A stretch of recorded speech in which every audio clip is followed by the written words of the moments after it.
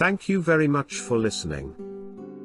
Now let's practice together with metronome at 50 BPM and with the rhythm 2 times slower.